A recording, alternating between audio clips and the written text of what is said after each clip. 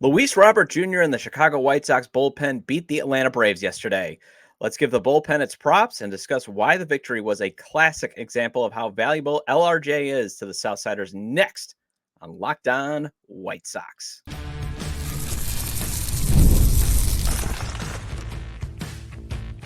You are Locked On White Sox, your daily Chicago White Sox podcast. Part of the Locked On Podcast Network, your team every day. And hello, I'm your host, Todd Welter, a lifelong Sox fan and the site expert of Southside Showdown, part of the Fansided Network. You can check out my written content at SouthsideShowdown.com, and also I've covered Major League Baseball for outlets such as the Associated Press. And thanks for making Locked On White Sox your first listen every day. We are free and available wherever you get your podcasts and on YouTube, part of the Locked On Podcast Network, your team every day.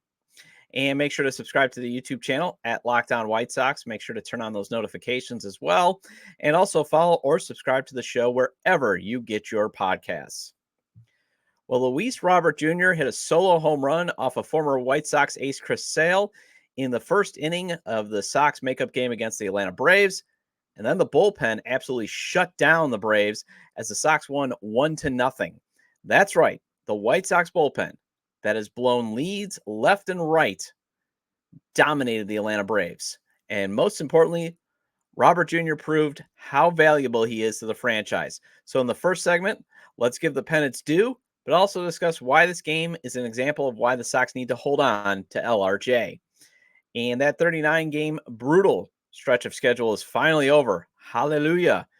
So let's talk about if the schedule lightens up a bit, will this team win some more ball games, or did the Sox stay the get-right team for Major League Baseball? And also, will they finish historically bad?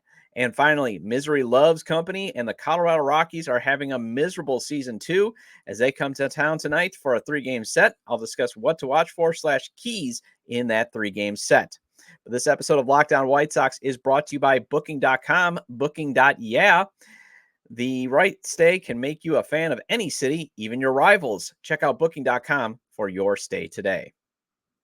And really quick, if I look tired or sound hoarse, I've been up since like 3 o'clock in the morning. My daughter's been sick. So for those that have had to deal with sick kids, you know how it feels. Starting to feel a little bit better though. But that's why, if I got the bags on my eyes, just a little bit tired, guys. But I'm here for you White Sox fans, to get us through this challenging season. So Luis Robert Jr.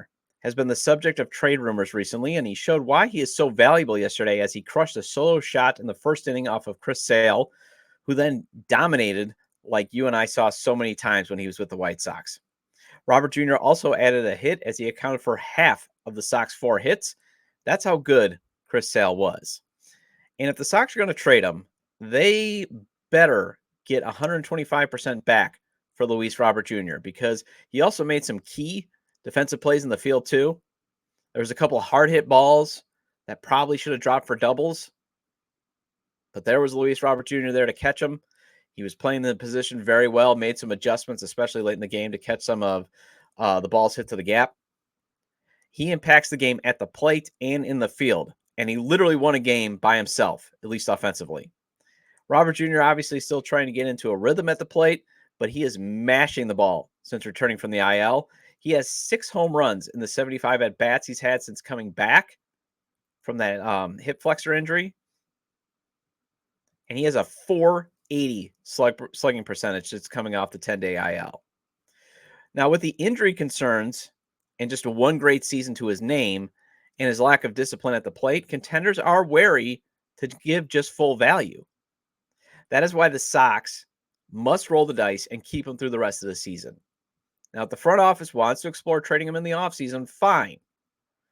Because hopefully after the trade deadline, the Sox will have Colson Montgomery, Brian Ramos, and a salvaged Oscar Colas back up, and fingers crossed, maybe they show some promise. And more importantly, the young pitchers the Sox have, especially in Drew Thorpe and Jonathan Cannon, show enough promise to where if the Sox move Luis in the offseason, you can still see brighter days ahead. However, this game proved again, you should not move Luis Robert Jr. at all, given his team-friendly contract and the possibility that the Sox could be competitive in 2 years. It's a possibility, folks. 2025, let's consider that another gap year or a bridge year. But the Sox only have 2 guaranteed contracts on the books. If they keep Luis Robert Jr., they should decline Eloy's and Yohan Moncada's option.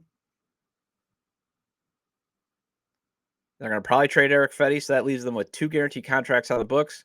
It's a lot of money to spend in free agency to maybe get some upgrades. And if these young prospects that they already have, especially these pitching prospects, develop in 2025, you'll be ready to go in 2026. Also, and in 2026, you still will have some contract control under Luis Robert Jr. Also, I've been very tough on Chad Kuhl. I was not a fan of the Sox demoting reliever Jordan Leisure to the minors after facing some adversity and then bringing up Kuhl instead. Well, Chad, to quote Shaq, I'm sorry, I was not familiar with your game. Well, I was, but I was not aware you could find a gear to pitch well because the Sox went with a bullpen day, and Kuhl was outstanding as the opener. 3 innings where he allowed just a hit, walked 2, struck out 3. And also, this was let's revisit the Sox past trades, as Chicago Sun-Times beat reporter Daryl Van Schouwen so eloquently wrote. Because Jared Shuster, who came over from the Braves in the offseason deal for Aaron Bummer, he threw 3 scoreless innings. And on a day where Chris Sale was vintage Chris Sale, wearing an Atlanta Braves uniform on the guaranteed rate field mound, it was Michael Kopech, one of the key players the Sox got from Boston in the 2016 trade for Sale, and a trade that I declared yesterday that the Sox lost, who got the save. And it should have been a clean 1-2-3 inning for Kopech, but Paul DeJong made an error on what should have been the game-ending out, and instead of melting down like Kopech and the bullpen has done, calmly got the final out. John Brebbia and Justin Anderson also threw an inning of shutout ball, as Atlanta had just 3 hits. Think about that. The White Sox have blown tons of leads because of their bullpen, and they dominated the Atlanta Braves. So kudos to the White Sox bullpen. Well, it was nice to see the Sox end their rough 39-game stretch of schedule against a bunch of contenders, division rivals, or teams on the fringes of being a playoff contender with a win. So that was nice to see. Now that it is over, let's discuss if the schedule shakes out to give the White Sox a chance to get some wins to stop being historically bad. Next on Locked On White Sox.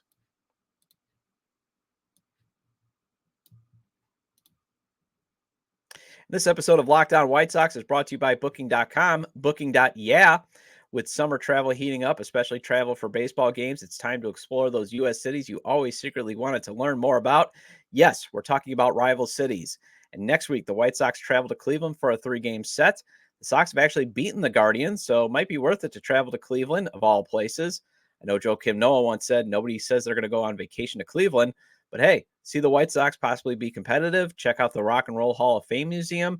Booking.com, Booking.yeah has great choices for you to select from on where to stay. And maybe Miami is more your style. Party on South Beach and then watch the Sox actually have a shot to win since the Marlins are having a rough season. You can go there after because the White Sox go there after the series. Booking.com, Booking.yeah can help you make a weekend out of it with choice spots to lay your head after a fun night at the game and on the beach. From hotels that look over stadiums to family-friendly resorts, Booking.com has so many choices across the U.S. for your summer travel this MLB season. The right stay can make you a fan of any U.S. city, even your rivals. Book today on Booking.com on the site or in the Booking.com app. And I love sports. I love them so much. I never want them to stop. But as the playoffs wind down, we get fewer games, and the sports aren't sporting like I want them to. But FanDuel lets me keep the sports going whenever I want. All I have to do is open the app and dream up bets anytime I'm in the mood. And this summer, FanDuel is hooking up all customers with a boost or a bonus daily. That's right. There's something for everyone every day, all summer long. Think Luis Robert Jr. can hit a home run in back-to-back games. The line is plus 340. So if you put, say, $10 on that, he goes yard tonight, you can win $34. You just tripled your money. if that happens and if you put money down on that. Wants to go even bigger? Corey Lee and Lenine Sosa, if they're in the lineup tonight, plus 870 to hit a dinger.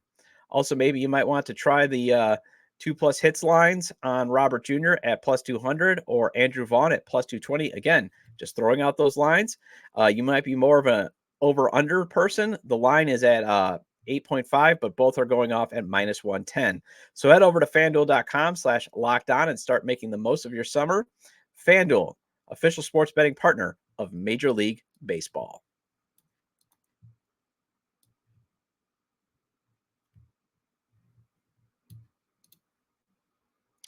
And are you watching Fox Sports or ESPN on your TV all day? Have to turn down the volume with all that shouting.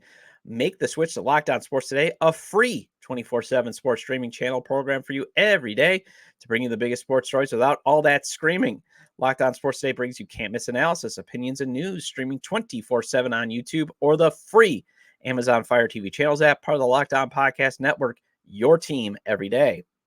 And the White Sox and the Colorado Rockies start a 3-game weekend set tonight. First pitch is at 6:10 p.m. Central. Catch every pitch of the White Sox hometown broadcast with SiriusXM on the SXM app. Search White Sox. Welcome back to Locked On White Sox. I'm your host, Todd Welter, and thank you for making the show your first listen. Again, lots of great White Sox podcasts out there.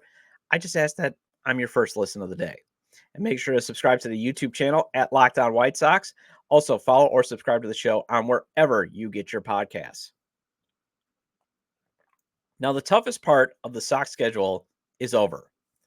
Let us never speak of it again, as the White Sox just concluded a 39-game stretch that featured having to play the New York Yankees at Yankee Stadium, the Blue Jays in Canada, where the Sox usually struggle to win, the Baltimore Orioles, the Los Angeles Dodgers, the Seattle Mariners, the Milwaukee Brewers, the Boston Red Sox, a resurgent Houston Astros team, the Diamondbacks, who are on the fringes of being playoff contenders, along with the division rival, the Tigers, and the hated rival, the Cubs.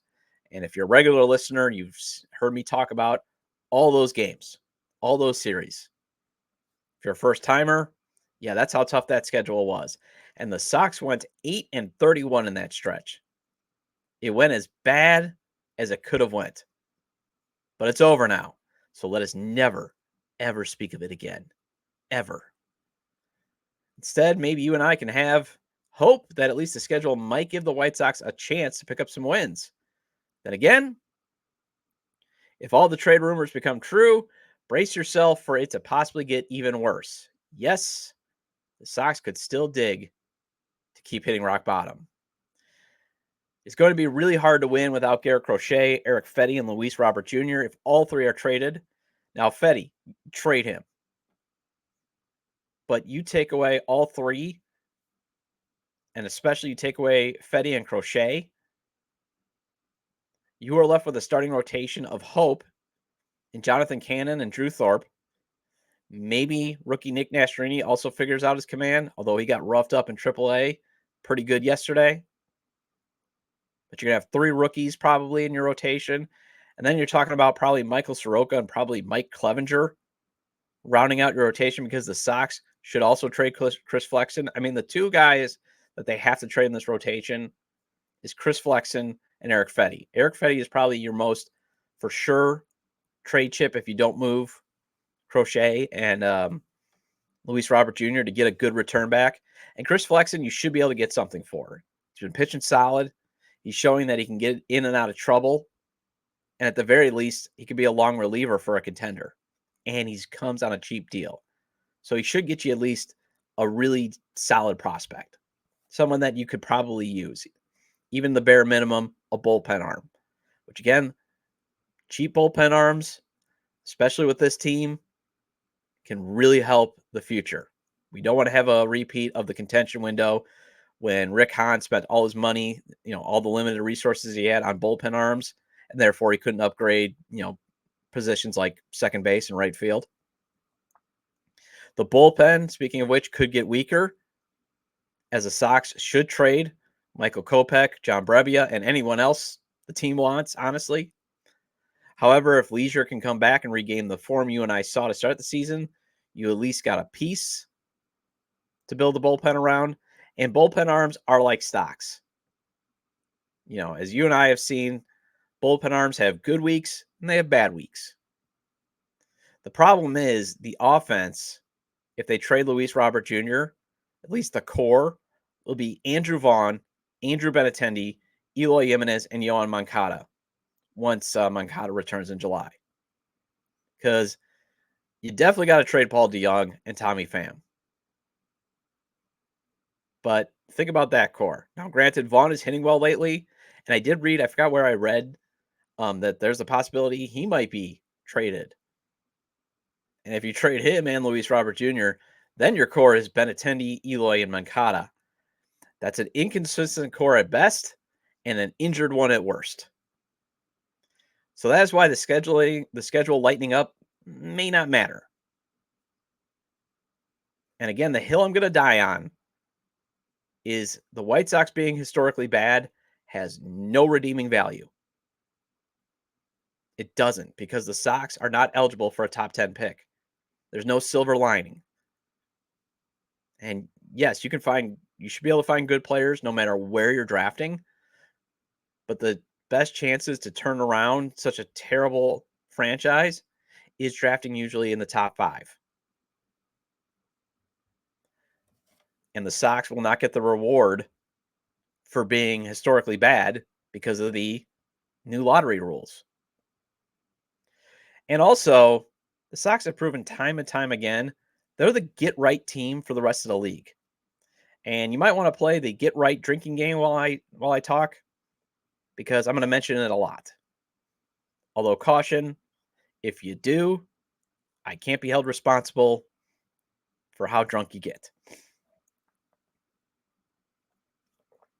Because drinking is a choice, folks, and drink responsibly. But at least in the here and now, though, you still have Fetty, Crochet, and Flex. And if they pitch well enough, they usually are pitching well enough to keep you in games. Right now, at least, you're going to have Luis Robert Jr. and Eloy Jimenez together in the lineup.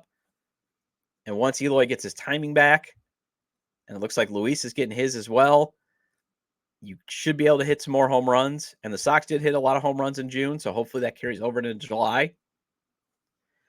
You do got Colorado for a three-game weekend set, and I'll get to how bad they are in the next segment. Sox have actually beaten the Guardians this year and in Cleveland. They got them next. The Marlins, they've quit on the season too. That's next weekend, although it's on the road. Pittsburgh, they're on the fringes of playoff contention, but unless they make their fans' dreams come true and trade for Luis Robert Jr., I doubt they're going to contend. So there's some possibilities to pick up some victories there, but the Sox still have to play the Twins in July, who they cannot beat. They also can't beat the Royals, and they got to play them. And they're playing the Rangers next month, and the Sox seem like a prime target for them to be a get-right team for the Rangers. And the Sox are going to have to play Seattle. Now, the Sox should have swept Seattle in Seattle, and they only won one game. But they're going to have to turn around and host them, and the Mariners proved they can find ways to beat the White Sox. Now, August does have Oakland on the schedule, and the Cubs are in the same misery as the White Sox, just not historically awful. They're on the schedule in August, but you're going to have the Yankees come to town. The Sox have to go to Houston, San Francisco. The Mets are also playing much better baseball. They come to town. And September starts with a 6-game road stand against Baltimore and Boston. Not easy. However, Boston might decide to sell. But then it's also followed up with a homestand against Cleveland. And if the Sox trade away their better players and the prospects they bring up don't perform, there is still a very good chance the White Sox will finish with less than 50 wins this season. Well, hey, the Sox finally get a chance to face a peer in terms of being terrible as they host the Rockies for a 3-game weekend series. Let's discuss things to watch for / keys next on Locked On White Sox.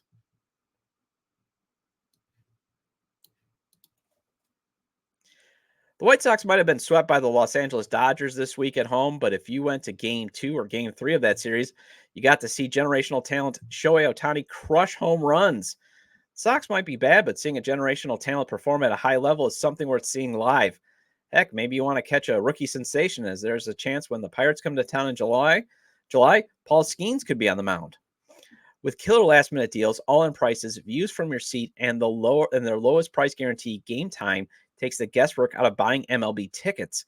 Game Time is an authorized ticket marketplace of Major League Baseball, which makes getting tickets faster and easier.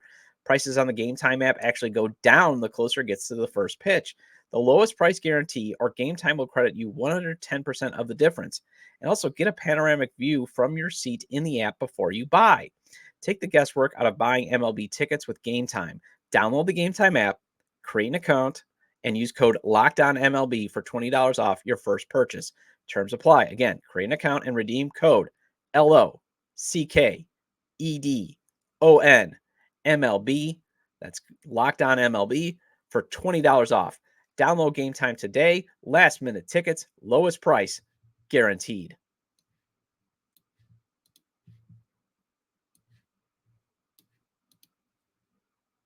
And the White Sox and the Colorado Rockies start a 3-game weekend set tonight. First pitch is at 6:10 p.m. Central. Catch every pitch of the White Sox hometown broadcast with SiriusXM on the SXM app. Search White Sox.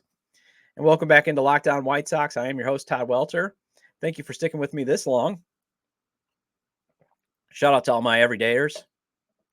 Although yesterday's episode, I had a couple of weird comments. Like one guy on the YouTube channel, when I was talking about how the Sox looking inferior, one guy was like, "What? So we're now the farm team of the Dodgers?"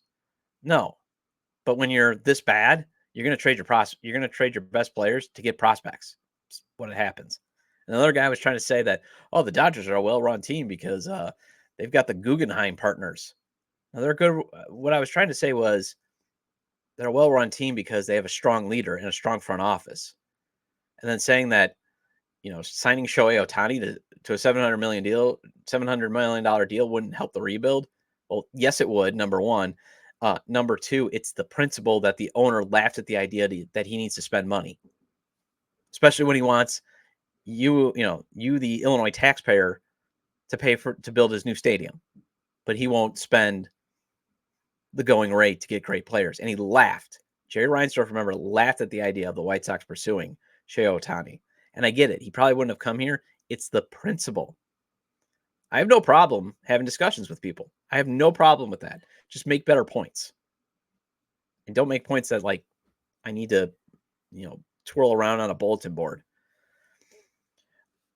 All right. So do not expect great baseball to be played at Guaranteed Rate Field this weekend. The two worst teams in baseball will face off as the Rockies come into town at 27-53. And if you did the overall rankings, that's good for 29th place. The Sox are 22-61. So think about that. The Sox could sweep the Rockies and still be 2 back for the worst record in Major League Baseball. The Sox have a minus 171 run differential. The Rockies are at 133. So the Sox would have to score a heck of a lot of runs just to even narrow the gap between them and the Rockies, who are the second worst run differential in the league. Also, do not assume the White Sox will beat the Rockies. As discussed in the previous segment, the Sox are the worst team in baseball. They're usually the get-right team, so even the Rockies have to be feeling like, hey, we can beat these guys. So that is the first thing to watch for / key. Can the Sox turn the Rockies into their get-right team? The Rockies are 2-8 over their past 10. Sox aren't really much better. They're 3-7 over their past 10.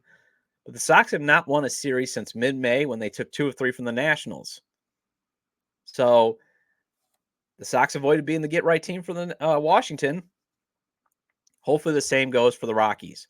And if you're playing the Todd said the get-right team game, drinking game at home, I think that would have been 5 drinks of water. Drink water. Or drink responsibly. Anyways, rookie Drew Thorpe, he starts tonight for the Sox. He's been solid in 2 of his first 3 career starts. He got rocked in the second of those 3 starts. Finally gets the pitch at home. So the thing to watch for is hopefully he provides another data point that he can be a good pitcher. The rumors are the Sox might trade Garrett Crochet, especially with all the young pitching that the Sox have in their system. Also, the club control and the possibility of being competitive timeline do not quite match up with Crochet. So if the Sox are going to move on from an ace that they drafted and developed, you would feel more comfortable knowing that Thorpe, even with his lack of velocity, can fill that void. Jonathan Cannon, he's another one that you'd feel much more comfortable if he can show that he can fill the void as a top of the rotation pitcher. But he got rocked in his last start against the Tigers. But the reason why you had hope that he could be a top of the line starting rotation, he was very good in his last 3 outings before getting just absolutely demolished by the Tigers. So he starts on Saturday. So you want to see a bounce back performance. And then obviously Crochet, he pitches on Sunday. So you just want to see that in general. Well, that wraps up this edition of Locked On White Sox. But before I go, are you watching Fox Sports or ESPN on your TV all day? Have to turn down the volume with all that shouting. Make the switch to Locked On Sports today, a free 24/7 sports streaming channel program for you every day to bring you the biggest sports stories without all that screaming.